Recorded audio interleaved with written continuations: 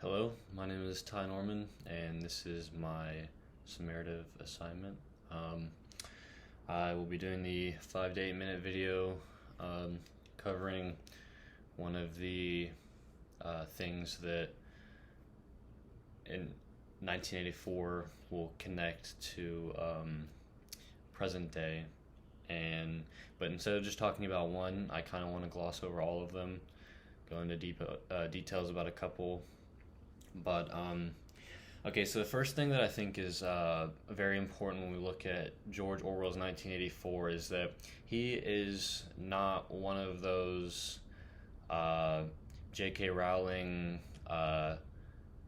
you know, uh, the author of The Lord of the Rings and The Hobbit, and he is not that kind of creative. Not that he's not creative, but he's not that imaginative. He wrote this book based on things that he had experienced in his life, which we'll get into. And honestly, I believe that things that he saw to come in the future, because, I mean, as we'll go over, there are many things that relate to nowadays that just kind of blow your mind. So he kind of first got the inspiration. I'm not sure which war it was, but there was a war in London, and everything was still kind of very high tension around that time after. So that was his main inspiration. The Ministry of Truth is actually kind of based off George Orwell's time working at BBC, which is just crazy because obviously a news program, right? And he got the idea of a totalitarian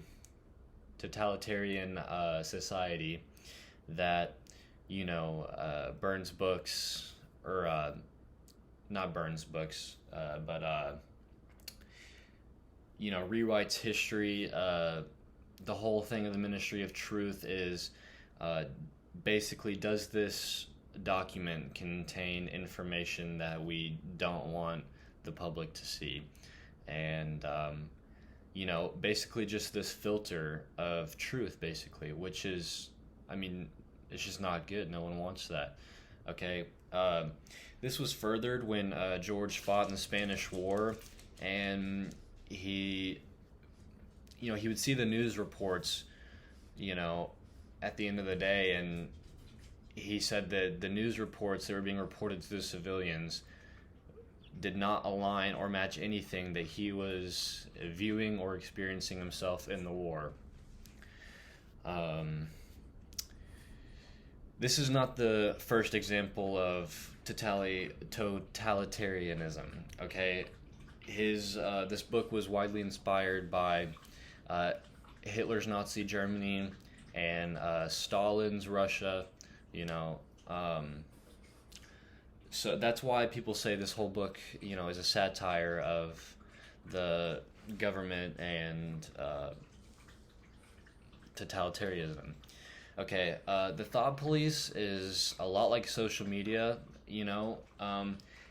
Nowadays it's almost to the point where. Okay, let me back up. So the thought police essentially is they can arrest you based on your thoughts of when, like, I want to do this, or I think I'm going to do that, which is crazy because, as we all know, we think horrendous, out there thoughts just in our head throughout the day, like it's nothing, like that is such a common reoccurrence that after we have those thoughts, we're like, dang, why did I think that? Like, I'm kind of a messed up person. Everyone has those, So to say that, you need to have a thought police that arrest people just for thinking about doing something is absolutely crazy. You think about the show Blacklist, right? And the movie Minority Report, where essentially, this is kind of skipping ahead to the surveillance society, but essentially, Minority Report is like the thought police, because the whole idea of Minority Report is that they have this technology to where they can arrest somebody based off of like their brain and chemical imbalances and weird stuff like that that makes them, uh, apparently gives, the cops or whatever hard evidence that this person is about to commit a crime. Which, I mean, the idea of that is absolutely crazy. Okay? Um, if you don't think we live in a surveillance society today, you're just crazy. I mean, it's very blatant, almost everything, a single thing in this book connects somehow to the real world. But the surveillance society that's one of the scary ones because it's almost so on point that's the reason it's scary. You have things like Apple products, iPhones. People have been saying for years that these things are listening to us. There's been multiple, research and studies done where people will, buy a brand new device, completely restarted, just simply talk about an item while the device is idling, and then all of a sudden, the first 5 websites that they click have ads showing the thing that they were talking about, even though this is the first time they've been on that device. Me personally, Ty Norman, I've experienced something like this, which almost made me crap myself.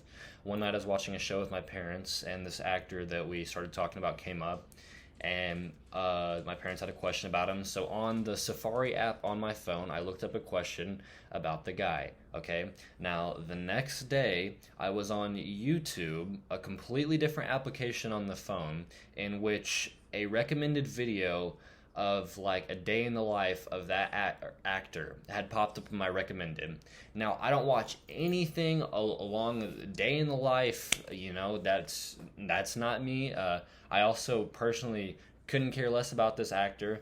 So it was just mind-boggling that after 1-2 minute conversation about this person, that he was appearing on my phone.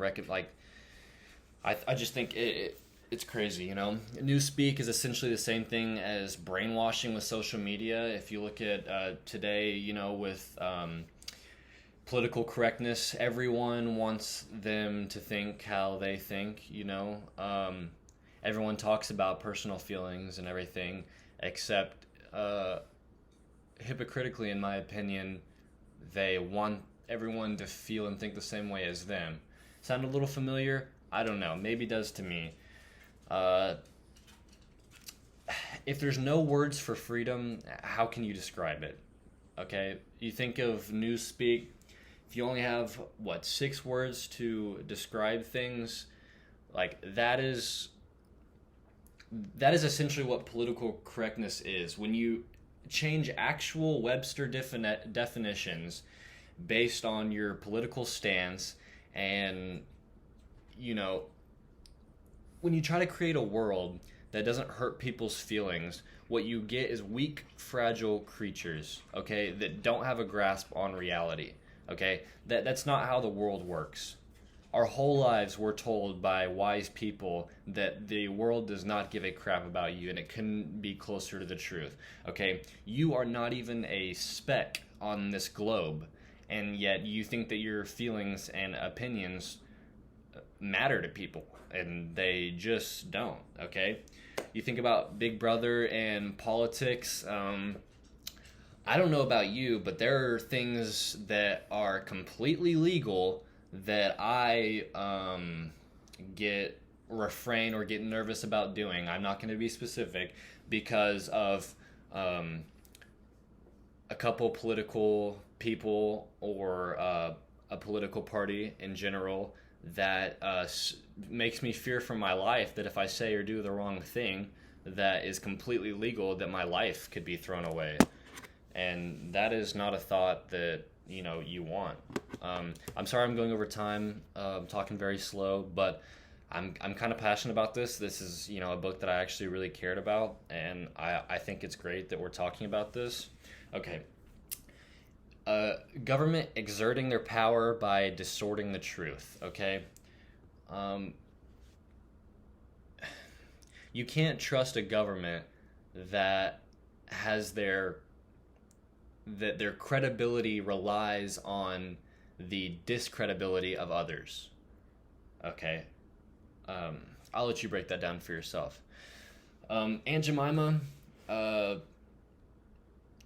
personally, I don't really know how to feel about this one, but it's just I'm gonna just give you something weird to think about. Okay, I definitely understand the one side of taking these faces off the brand.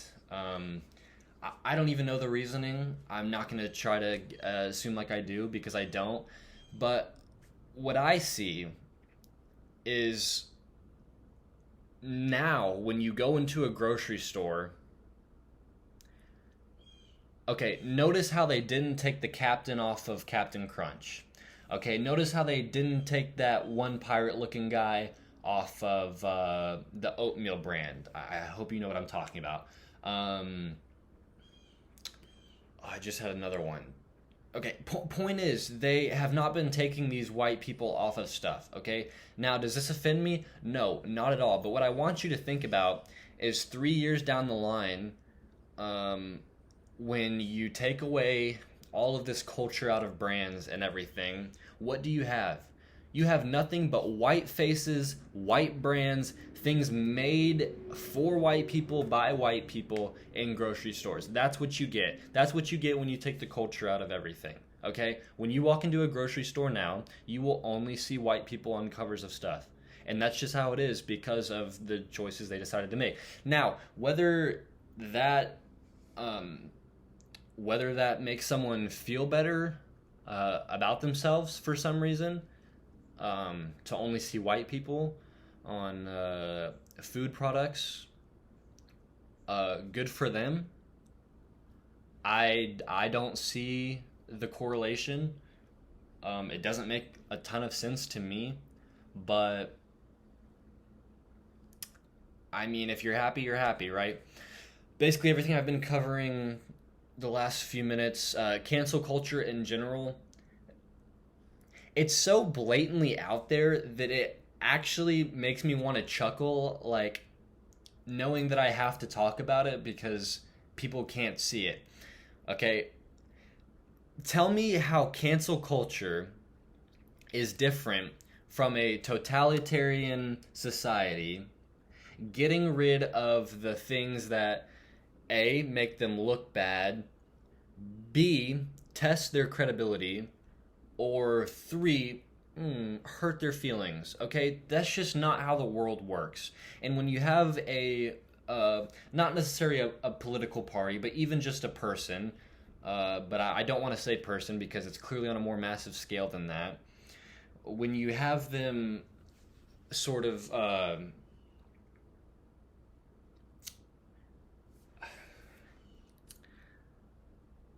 okay, skip that, whatever.